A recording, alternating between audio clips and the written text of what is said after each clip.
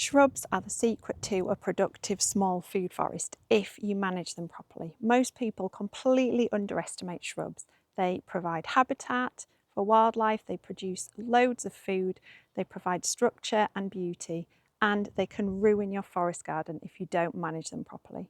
I'm Pippa Chapman, author of Permaculture Planting Designs and the Backyard Forest Garden, and I've been designing and managing food forests for over 15 years. And in this video, I'll show you how to use shrubs properly without turning your garden into chaos. So why do shrubs matter so much? Shrubs are a really important layer in a food forest because they can do so much.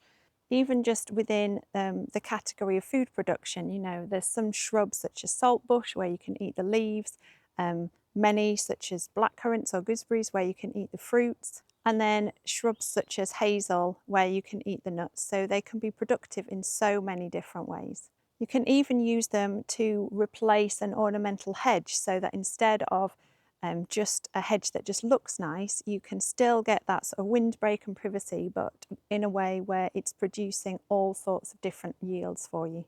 They are amazing habitat. We have birds nesting in all sorts of different parts of our hedges here and different shrubs within the garden. And these birds and insects help to manage pest levels within the garden as well. And they can even help with fertility in the garden. So we have some nitrogen fixing shrubs which help to let the food forest be creating its own fertility. So I want to introduce you to some of my favourite shrubs. And these here are honeyberries. And these are fantastic because the fruit is very similar to a blueberry, but they don't have any of the problems with growing them. They don't mind so much which soil you put them in. So unlike blueberries, which need ericaceous soil, acidic soil, honeyberries will grow in most soils. And they're very easy to look after. They produce lovely flowers in very early spring, sort of almost late winter time, which means they're really fantastic plant for pollinators as well. Gooseberries, one of my favourite shrubs in the garden. They're quite happy to grow in quite a bit of shade as well, so they're a really handy one if you've got quite a shady food forest or a shady garden, and produce an abundance of fruit with really very little attack from pests. What I have found is when I first started growing gooseberries outside in a kind of outside of a fruit cage just within food forests, this was many years ago when I first started forest gardening, was I noticed how little sawfly damage they get, whereas quite often gooseberries in fruit cages will be completely defoliated. All their leaves will be eaten by gooseberry sawfly. And I think one of the main reasons is that obviously in a fruit cage, the birds can't get to any of the plants, whereas in a food forest like this, you've got all sorts of wildlife that will be coming in and picking off the sawfly and eating them. So yeah, a very easy plant to grow. And if you have a really small food forest, then you might want to grow a gooseberry what we call on a leg. And that's where it's actually been grown so that all of the growth is here at the top. And that means that you can fit all sorts of other plants underneath it. So that's a really nice way to grow gooseberries as well. Here I've got an Elaeagnus abingii. You can see these beautiful golden margins that there are on the leaves. This is a nitrogen fixing shrub. So in the autumn I will come and I will trim this shrub. I don't want it to get too big, but I can trim this shrub, add the trimmings to the garden that will help to bring nitrogen into the garden, and also this shrub will be increasing the amount of nitrogen in the soil in its immediate vicinity. In order to get that fertility to the rest of the food forest, I do need to actually chop parts off it and use it as a mulch. There's all sorts of different Elaeagnus. There's one called umbellata, which has really beautiful edible fruits as well.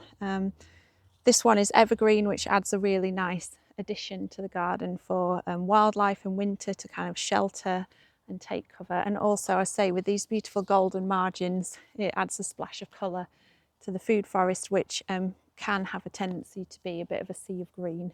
One of my all-time favourite shrubs is this Taunton Dean perennial kale. It has these beautiful purple midribs and the leaves are like super tough. Not when you cook them though, they're really sort of nice and tender and not at all stringy when you cook them, but they're kind of really tough, so they don't get quite as damaged by cabbage white butterflies as some of the other brassicas. But these lovely kind of glaucous-y bluey green leaves just look absolutely beautiful against some of the other greens within a food forest. They look beautiful as well as being one of the nicest tasting leaves that I get out of my food forest. It can be quite sprawling, so actually this is probably 1/3 of the size that it was earlier in spring. It sort of sprawled right out and filled this entire space. So I just pruned off some of the branches here to give a bit of room to put some other plants in.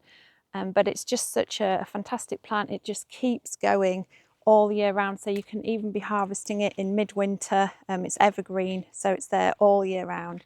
One of my absolute top plants that I can't imagine having a food forest and not including this perennial kale in it. Almost hidden amongst the Taunton Dean is this Japanese wineberry, and it has these beautiful red thorns all over it. They're not actually very prickly, they're fairly soft actually, even though they look quite rough. And it has beautiful white flowers followed by really juicy fruits that really do taste very much like wine. And it's sort of some people grow it trained against a trellis or a wall, but actually it can be fairly freestanding if it's got other things around it that sort of help support it. And just one of my favourite berries in the garden is this Japanese wineberry. So I'm really excited to get plenty of fruit off this year because it's really done well, sort of put on a big spurt of growth. So sometimes shrubs can mingle fairly happily together, and here, even though I am thinking about moving this wineberry at the end of this year, at the moment they're actually mingling really nicely together. No one thing is competing too much with the other. The wineberries are quite happy to pop up in between the leaves of the Taunton Dean kale.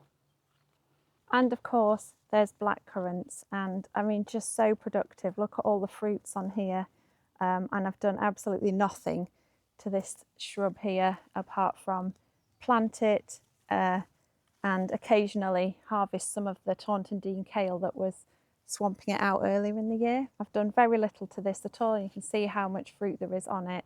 And yeah, I love the smell of blackcurrant leaves. Really distinctive smell. If you've ever got a currant and you're not sure which one it is, if you rub the leaves in your hands and it smells really nice and sort of blackcurranty, then you know it's a blackcurrant, because gooseberries and white currants and red currants don't have that same distinctive smell. And now on to the big mistakes, the ones most commonly made, which mean that instead of beautiful cooperating ecosystem of plants, you end up with a big mass of jungle that's you can't actually find anything. And really the main mistake is overcrowding, and unfortunately I have a really great example of it here. As I've mentioned in previous videos, the plants in this particular area were just healed in about 3 years ago after I had done a show garden with the intention to move them about, and some of them have moved about and some of them are still here, which means that they're much closer together than I would normally plant in a food forest design, because they were never meant to still be here. So here I've got a blackcurrant, but really it's being swamped out very much by this honeyberry here, to the point where actually the branches of the blackcurrant are kind of really stretching forward, trying to find the light, and there's nothing at all at the back. Really, the solution to this is that I need to dig one or the other up, and it's going to be probably this large honeyberry, because actually it's much closer to the front of the border than it needs to be. It's actually swamping out quite a few different things, so by taking out this one plant and moving it somewhere else, then that will solve this problem of overcrowding. So if you have already overplanted your food forest or your permaculture garden, then there is still the opportunity to kind of remedy that by digging it up. So what I will do is when it starts to lose its leaves in the autumn, I will cut it right back, so probably to about knee height. So all of these branches here will be just chopped off about knee height, and then I will dig it up with as much root ball as I can and transplant it somewhere else within the food forest. And that will mean there'll be plenty of space for this blackcurrant, plenty of space for this other smaller honeyberry, and equally this lovely variegated kale that's behind it will have room to spread out as well. So by taking out this one shrub, I've made sort of much better growing conditions for 4 or 5 shrubs. And also when you have this many shrubs really tightly packed together, and the other thing you'll miss out on is all of the ground cover layer. So where I haven't got shrubs so tightly packed, I've got things like spinach, I've got some self-heal, I've got some edible Chinese mallow, I've got chamomile and Swiss chard. So by cramming all these shrubs together, you're missing out on all the opportunities of the understory as well. And while I'm here, I just have to mention this lovely salt bush here. Just got the most unusually salty leaves. If you've never tasted them before, you just can't imagine quite how salty they taste, and they're really brilliant addition to salads. They just give it a real sort of punch of flavour. Unfortunately, this one was actually planted over here. It fell over and then it's kind of started growing up again over here. So I've got some really nice cutting material now, so I'll be taking some cuttings of that soon to try and grow some more plants so that I can actually plant them where they're meant to be and not sort of a metre away coming up somewhere else right next to the path. Another big mistake is pruning incorrectly. You can see the part of this plant where all the fruit is, and that was the previous year's growth. So that was all the growth from last year.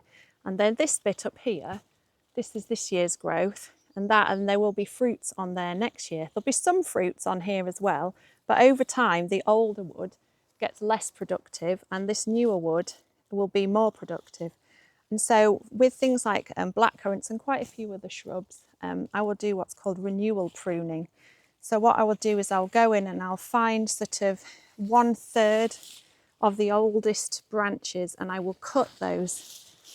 I will cut those right back down to the bottom of the shrub, right, as far back as I can get without damaging any of the other branches. And that way you're constantly taking out 1/3 of the oldest wood, and that gives space for newer wood to come through. Having said that, quite often I don't do any pruning in my food forest, and actually doing no pruning is less damaging than doing the wrong kind of pruning.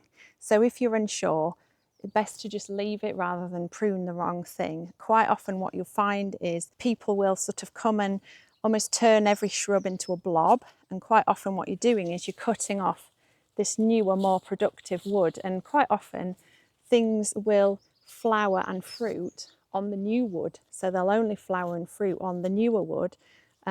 So if you keep chopping that off with shears, then you won't get any fruit or flowers. So when you're putting any shrub in your garden, the best thing is to actually look up the kind of pruning that you should be doing to get the most produce out of your food forest, unless of course you just want to leave it to its own devices and just accept that you get the fruit that you get. I have a gooseberry that we haven't pruned in 10 years in a food forest somewhere else, and every year it gives so many gooseberries that we have to give a lot of them away. So pruning is not always necessary, but the worst thing is pruning off all the bits that give you your flowers and fruit. There are other methods of pruning as well that you can use, such as coppicing and pollarding. So coppicing is generally where you take something like willow or hazel and you cut it right down at the base of the plant whenever you're wanting to harvest. So with willow it tends to be every year. With something like hazel it might be something like every 5 or 7 years. So that's where you cut the whole plant right down to the base.